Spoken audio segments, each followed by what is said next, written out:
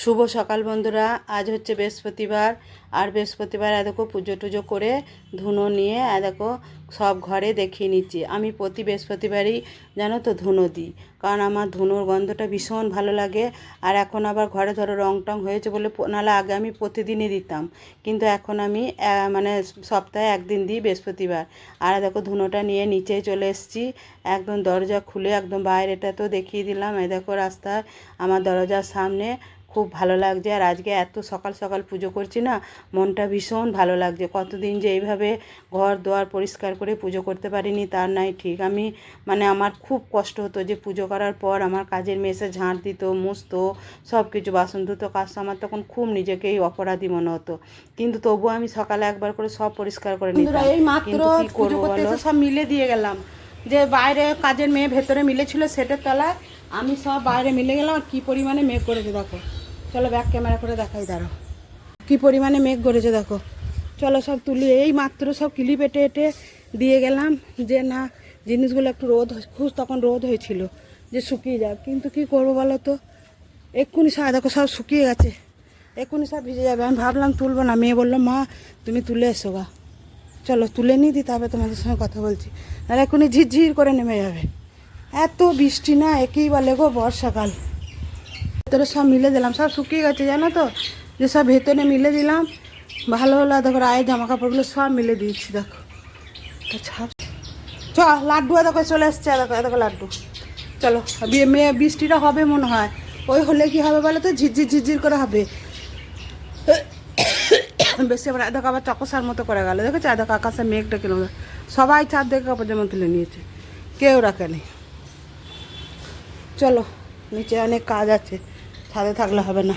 আয় হ্যাঁ লাড্ডু দেখ, মাছগুলো সব এক জায়গায় ফিক্স হয়ে দাঁড়িয়ে গেছে।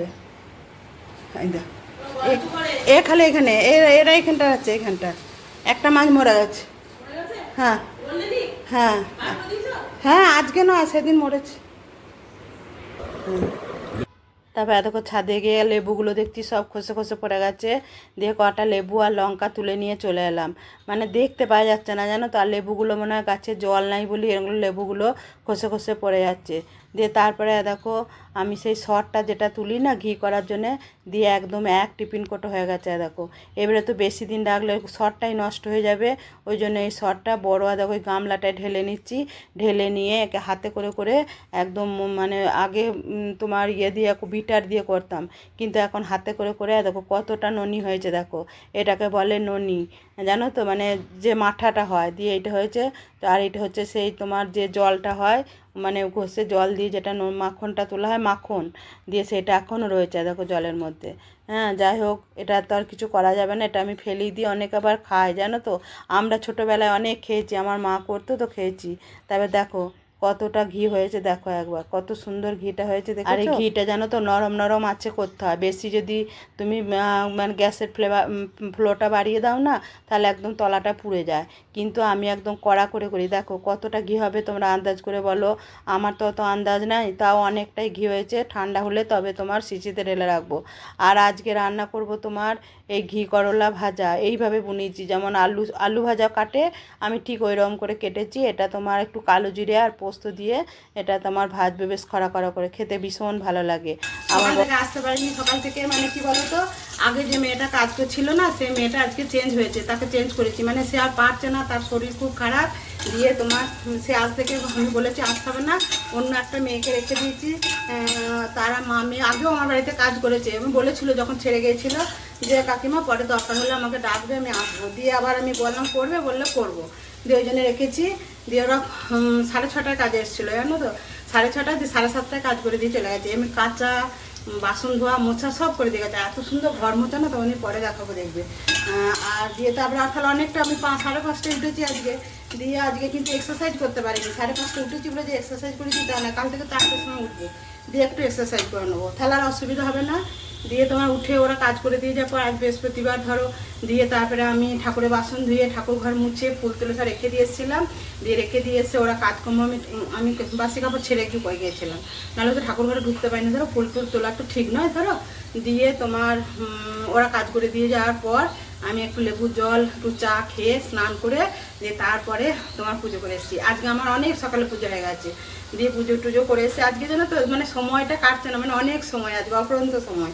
দিয়ে মেয়ে এসে গোপালের জামা তৈরি করছে, ওর দোকানে অনেক অর্ডার দিয়েছে লোকে, সেই জন্য তৈরি করছে। আর সবাই ঘরোয়া জিনিসটাই চাই, দেখবে ঘরোয়া খাবার ঘরোয়া জিনিস সবাই কিন্তু বেশি পছন্দ করে, আমরা তো খুবই পছন্দ করি।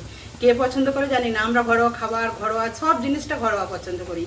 দিয়ে তোমার দেখছো না এত কষ্ট করেও ঘরে ঘি তৈরি করছি। হ্যাঁ, দিয়ে তোমার ইয়ে হয়েছে, দিয়ে তারপরে দেখো রান্না বসিয়েছি। আর আইকে ওর মা আলু সিদ্ধ ডাল সিদ্ধ ভাত ঘি দিয়ে দিচ্ছ, খেয়ে চলে গেছে। আর হাজব্যান্ড দিয়ে এলো। আর আমি আজকে রান্না করছি ঘি করলাগুলো। আমি আলু যেমন আলু ভাজা কাটে সেরকম আলু ভাজার মতো কেটে ঘি করলাটা সর্ষে বলছি পোস্ত আর কালো জিরে দিয়ে ভাজা করছি।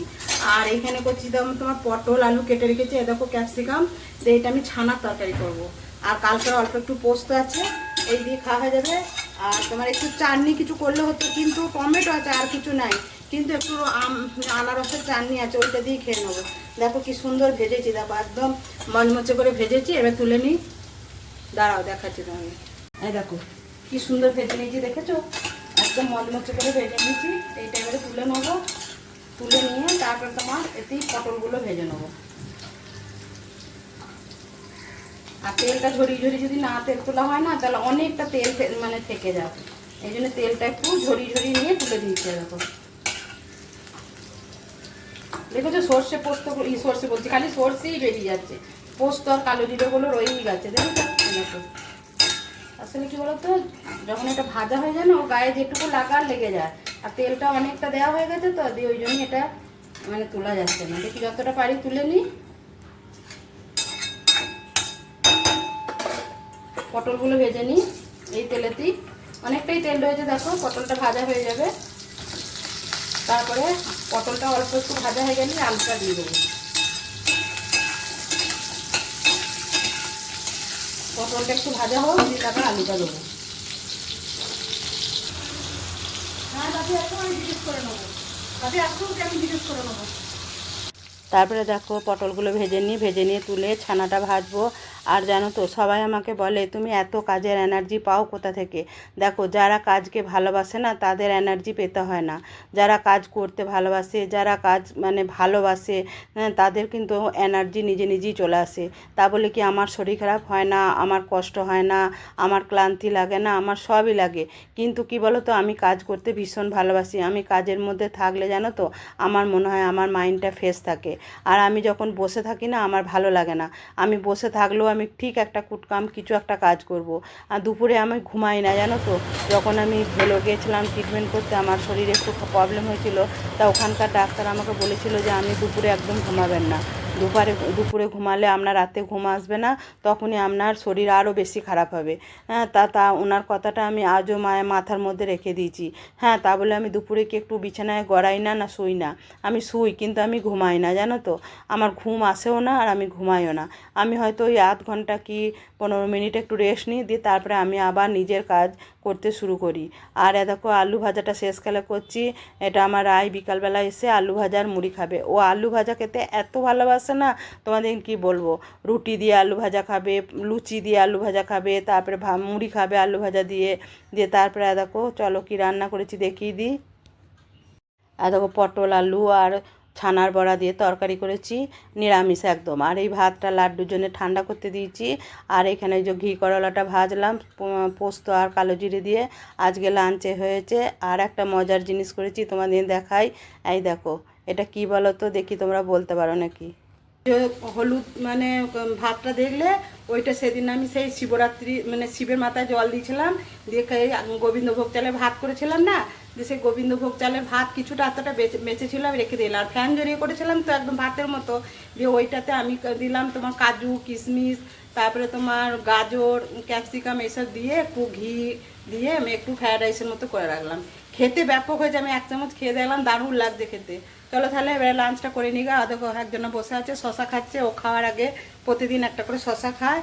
আর বড় মেয়ে কী করছে দেখবে, এই দেখো বড় মেয়ে গোপালের জামা বানাচ্ছে, খুব সুন্দর সুন্দর, দেখে নাও। তোমাদের যদি কাছাকাছি কেউ থাকো কারো লাগলে অবশ্যই বলবে। এই দেখো কত বানিয়েছে, দোকানে নিয়ে গেছে অনেক। আর লালটাই সবাই পছন্দ করছে বলে কম্বাইন করে করছে, আমি কেটে কেটে দিয়েছি আর ও সেলাই করছে সব। আজকে এইগুলো সব বানালো জানো তো, বসে বসে। তো ওই জড়ি কিনে নিয়ে এসছে, কত অনেক কিছু কিনে নিয়েছে, ছিট টিট সব কিনে নিয়ে এসছে। দিয়ে মানে কি করবে, সকালের দিকে তো দোকান যায় না, এগুলো বানাচ্ছে, এই খাওয়া দাওয়া করে 3টের সময় দোকান যাবে।